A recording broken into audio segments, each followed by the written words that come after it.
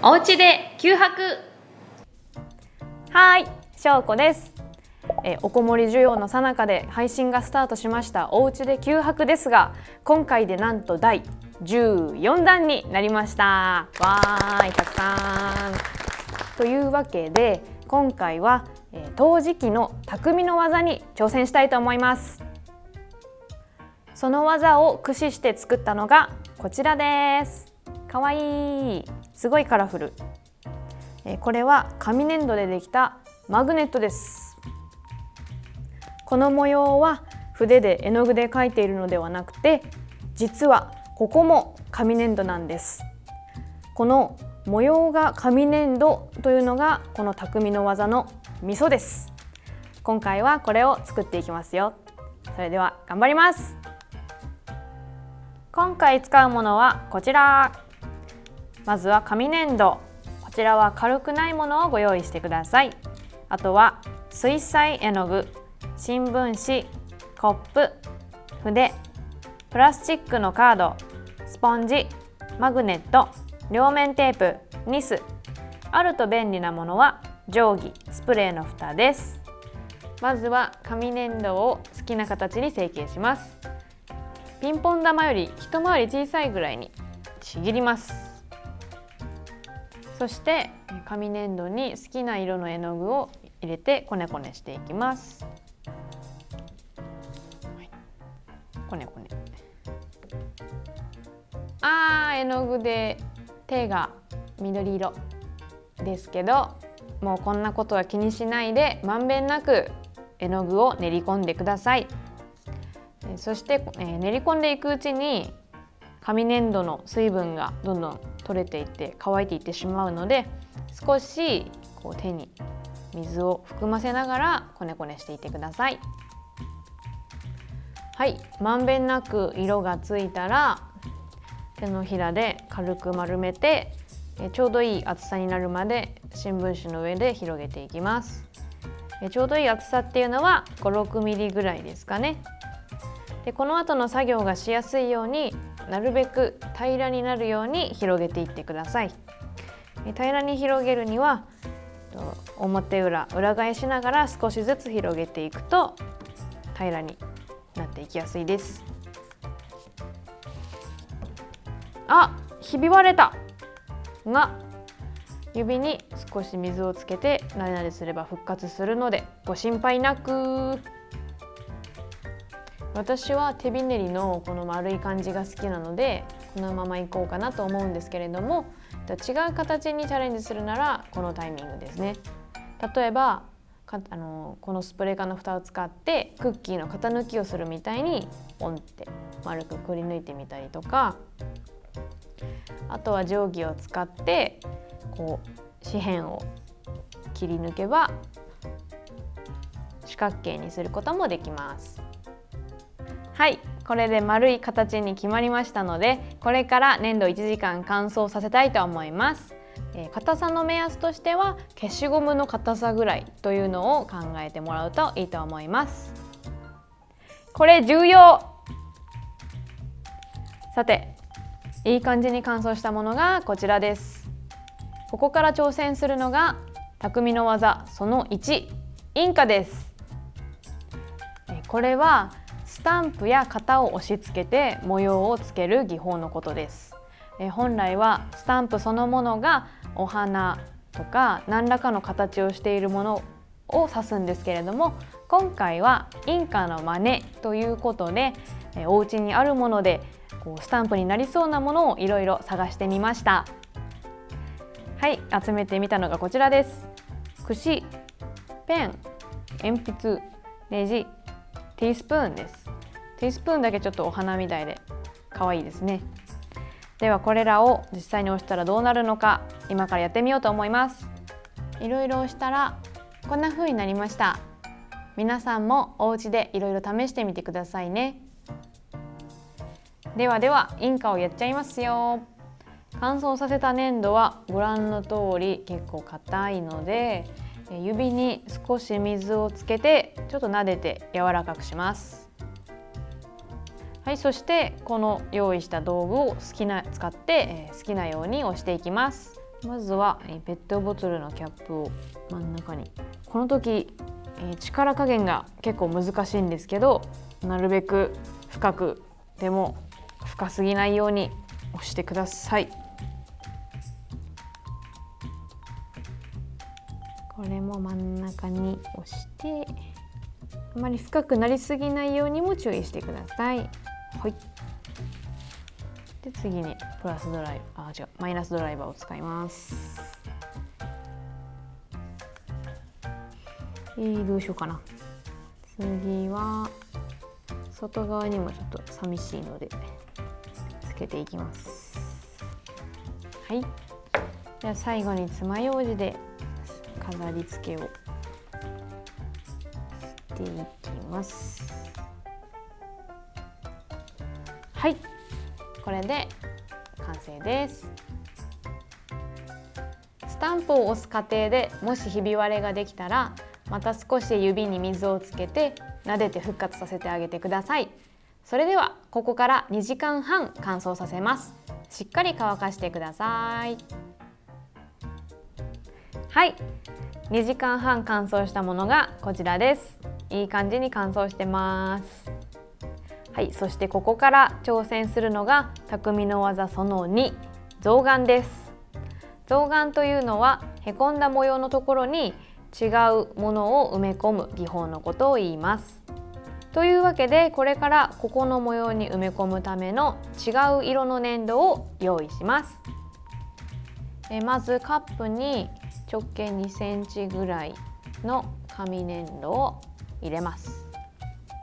それとお水を少々と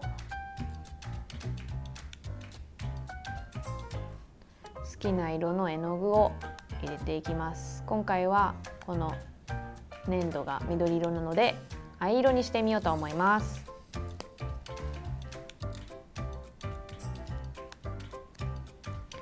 はい、そして必要なものが入ったので、これを筆で混ぜていきます。はい、混ぜていくとこんな感じにゆるゆるになってきました。このぐらいのゆるさが理想です。それではこれを模様のところに塗っていこうと思います。なるべくくぼみの中に入れるイメージで塗っていってください。塗った後に少し時間が経つとポコッと穴が開いてきたりすることがあります。これは空気が抜けて穴が開いている現象になるので、ここには粘土が入りきれていないということなので、これはちゃんと上から塗ってしっかり奥まで粘土が入るように塗ってください。はい、では塗り終わりました。もう一度乾燥させます。今度は1時間半くらいです。これ重要。はい、こちらが乾燥させたものになります。模様に沿ってちょっと粘土がへこんでいるのがわかるでしょうか。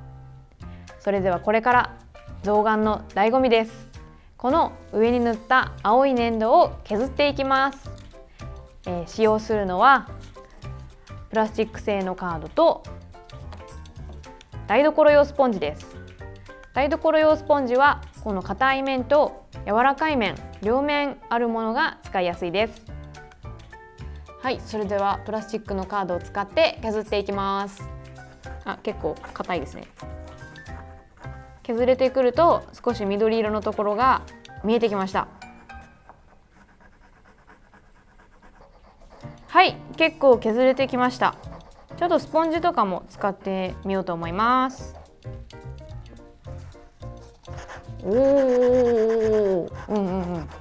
でスポンジで削るとより細かい粉が出るので、こういう時は乾いた筆で払ってあげるとまた作業がしやすくなります。さあ、そろそろですかね。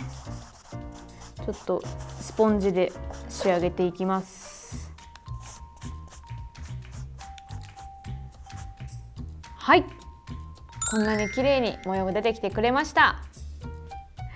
今回は紙粘土に紙粘土を埋め込む象嵌に挑戦しましたが、そもそも象嵌はへこんだ部分に他の色のものや他の素材のものを埋め込む技法のことを言います。なので例えば木製品や金属製品の中にも象嵌作品があるんですよ。あとはニス塗りのためにこれを完全に乾燥させます。さて、陶芸で使われるインカ象嵌技法の真似を一通りやってみましたが、実際にはインカと象嵌で陶磁器にどんな模様が描かれているんでしょうか。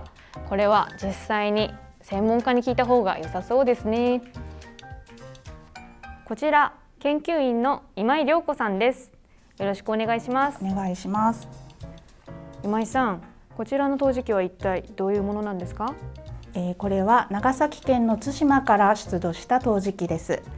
対馬というのは朝鮮半島と九州の間にある島で、古くから朝鮮半島と日本の交流の中継地を務めてきました。なのでこういう朝鮮半島で作られた器がよく出土します。だいたい15世紀ぐらいにこれらの器は作られたんですけども、これにインカと象嵌の技法が使われています。はい、では具体的に見ていきましょう。青みがかかった灰色の部分が器の元々の粘土の色です。で、白や黒に見えているところが象嵌で模様をつけた部分ですね。で、なぜ象嵌とわかるかというと、はい、断面を見ると分かりやすいです。灰色の土に、溝状にへこみをつけて白い土がその中に埋められているのが分かると思います。こういう風になっていると象嵌です。はい、では次に模様のつけ方を見てみたいと思います。インカで模様をつけた部分と線彫りの部分があります。このお皿で言うと丸が連続している部分がインカです。はい、こちらのお皿で見てみますと、この雲のような模様のところがインカです。インカと象嵌を組み合わせて装飾しています。はい、こちらのお皿もインカと象嵌で装飾されています。全体に白っぽく見えますが、それは象嵌で白い土を埋め込んでいるからです。小さなスタンプを隙間なく押して、模様にしています。はい、外側もこのようにびっちり隙間なく模様がつけられています。今井さん、解説どうもありがとうございました。どの作品もインカも象嵌もすっごく細かくて、とてもじゃないけど私には無理です。それではニスが塗れる状態になるまでしっかり乾くのを待ちましょう。というわけでカッチカチに乾燥したのがこちらです。それでは早速ニスを塗っていきたいと思います。ニスです。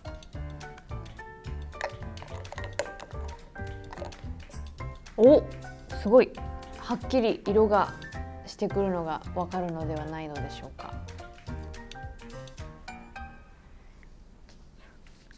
はい、できました。塗り終わったらしっかり乾燥させてくださいね。はい、こちらがニスが乾いた状態です。この裏面にマグネットを貼っていきます。こんな感じです。これで匠の技マグネットの完成です。それでは完成したこちらのマグネットを貼ってみようと思います。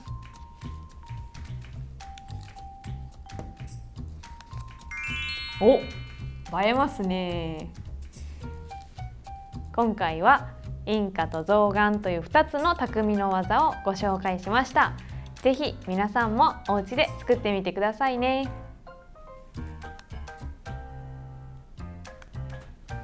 よかったらチャンネル登録をよろしくお願いします。